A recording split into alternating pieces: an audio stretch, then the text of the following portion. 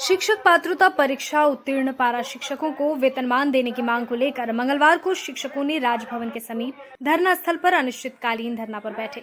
शिक्षकों ने सरकार पर वादा खिलाफी का आरोप लगाया।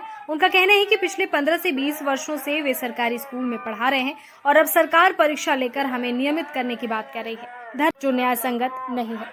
उन्होंने दिवंगत जगन्नाथ दा को याद करते हुए कहा कि अगर जगन्नाथ दा हमारे बीच होते तो यह सब नहीं करना पड़ता। सर आपका? मेरा नाम सीमांता घोषाल हुआ। हाँ, आज आप लोग राजभवन के समक्ष धरना दे रहे हैं, क्या वजह है? देखिए, वजह यह है कि हम लोग टेट सफल सहायक अध्यापक हैं और पिछले 2 वर्षों से हम लोग जो है लगातार वेतनमान की मांग को लेकर के हम लोग आंदोलनरत है। आप जानिएगा कि पारा शिक्षक है हम लोग और पारा शिक्षक का 20 वर्षों से अपनी मांग है वेतनमान। हाँ।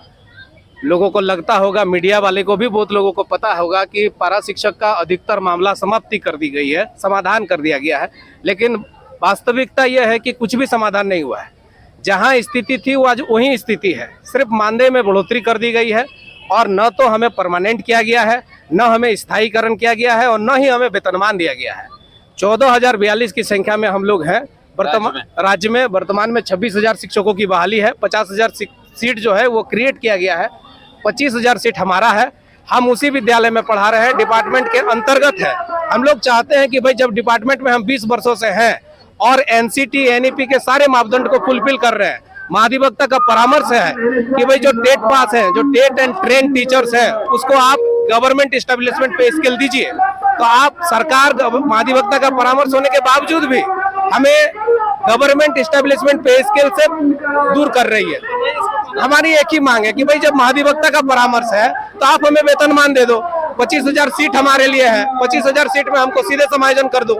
लेकिन इनका कहना है कि नए तरीके से बहाली करके होगी ना। और नया तरीके से बहाली करने की आवश्यकता क्योंकि जब हम ऑलरेडी कार्यरत शिक्षक हैं, हम लोग वर्किंग टीचर है ना, वर्किंग टीचर पर फिर नए तरीके से आने की कहाँ क्या जरूरत है। बिहार में देखोगे कि बीपीएससी के जरिए उनकी बहाली हो रही थी, आंदोलन किया वो लोग, आंदोलन करने के पश्चात जो है अभी तत्काल उन लोग को बीपीएससी से मुक्ति कर दिया गया है। अब वहां कहा जा रहा है कि सीधे उनको राजगर्मी का दर्जा दिया जाएगा। आप देखेंगे तो बिहार के जो शिक्षक है, नियोजित शिक्षक, और झारखंड के जो हम लोग टेट पास सहायक अध्यापक है, कोई विशेष अंतर नहीं है। 60 ईयर्स का गारंटी उनका भी है, 60 ईयर्स का गारंटी हमारा भी है। उनको भी एक नियोजित शिक्षक का नामकरण दिया गया है, हमें भी सहायक अध्यापक का नामकरण दिया गया है।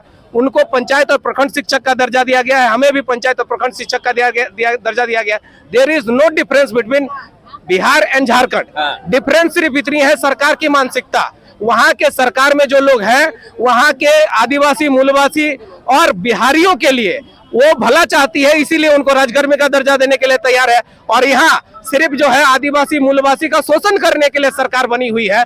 99.9% जो है हम लोग आदिवासी मूलवासी। कुछ बातचीत हुई थी इस मैटर पर? बिल्कुल बातचीत हुई थी। हम लोग इससे पूर्व विधानसभा घेराव किए थे। विधानसभा घेराव में माननीय विधायक दीपिका सिंह पांडे, अंबा प्रसाद और इरफान अंसारी और विनोद सिंह आए हुए थे। हाँ, उन लोगों के तरफ से हम लोग माननीय मुख्यमंत्री तक भी मिले। माननीय मुख्यमंत्री को सारा मामला उनको समझाए। मुख्य सचिव से हम लोग मिले। मुख्य सचिव ने भी हमारे मामले में इग्नोर नहीं कर पाया कि नहीं, आपको वेतनमान नहीं मिलना चाहिए या आपका सीधा समायोजन नहीं होना चाहिए। उन्होंने भी एक्सेप्ट किया कि 50% जो सीट है उस पर सीधा समायोजन आप लोगों का होना चाहिए। उन्होंने भी एक्सेप्ट किया, लेकिन उनका कहना है कि अभी गाड़ी जो है आगे बढ़ गई है। तो गाड़ी किसने आगे बढ़ाया? राज्य सरकार ने आगे बढ़ाया, विभाग ने आगे बढ़ाया। गाड़ी को आप रोकिए और 50% सीट पर हमको एडजस्टमेंट दीजिए। हमारा सीधा मांग है और हमारे मांग के प्रति तमाम दस्तावेज है। और एक भी विधायक, आप किसी भी विधायक से पूछ लीजिए, अगर वो कहेंगे कि इनकी मांग नाजायज है, हम लोग उठ के चले जाएंगे। हर विधायक कहते हैं कि इनकी मांग जायज है। यहाँ तक कि दीपिका सिंह पांडे खुद मुख्यमंत्री के समक्ष कहे हैं कि नहीं महाशय, ये जो है एनसीटी एनईपी के सारे मापदंड को फुलफिल करते हैं, इनका काम होना चाहिए माननीय मुख्यमंत्री महोदय। इससे ज्यादा और क्या होना चाहिए? राज्य सरकार ऐसा कौन सा ट्रिक चाहती है जिसके अंतर्गत हमारी काम होगी? मैटर क्यों रोका जा रहा है? मैटर हम तो बोले कि सिर्फ मानसिकता की यहाँ कमी है। अगर मुख्यमंत्री, मुख्य सचिव, तमाम लोग अगर पॉजिटिवली सोचे हमारे लिए, एक पल भी अगर सोच ले, तो देन एंड देयर हमारा फैसला हो जाएगा। क्योंकि हम जो है कहीं भी एजुकेशन में पीछे नहीं है। क्वालिफिकेशन में पीछे नहीं है। एनसीटी एनईपी जो पूर्व शिक्षक बनने का जो अर्हता धारण किया हुआ है, उन्होंने जो अर्हता रखा हुआ है वो सारा अर्हता हम फुलफिल करते हैं, लेकिन सिर्फ सरकार की मानसिकता के कारण, सरकार की गलत नीतियों के कारण हम सड़क पर है। सर ये बताइए, जब जगन्नाथ दत्त थे उनसे कुछ आप लोगों की टीम की बातचीत हुई थी इस दौरान, उन्होंने कुछ बताया था, आश्वासन दिया था? जी, उनसे बहुत सकारात्मक बात हुई थी। आज हमें बड़ा ही अफसोस है कि वे हमारे बीच नहीं हैं। भगवान उनकी आत्मा को शांति प्रदान करे, अपने चरणों में स्थान दे। लेकिन वे रहते तो आज ये स्थिति ना होती। उन्होंने हम लोगों को आश्वस्त किया था कि मैं अपने जीवित अवस्था में, अपने कार्यकाल में ही आप लोगों को समायोजित करके जाऊंगा, मेरी जितनी भी अवधि है, और हमें पूर्ण विश्वास था। लेकिन पता नहीं क्या हो गया।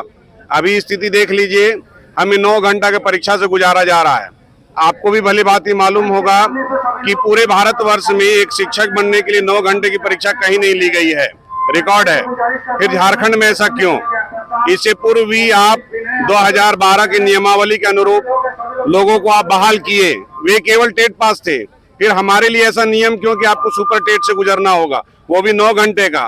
उसके बाद जो आप हमें वेतनमान देंगे वो भी चपरासी वाला वेतनमान देंगे, 2400 का ग्रेड पे। आखिर ऐसी स्थितियां उत्पन्न क्यों हो गई?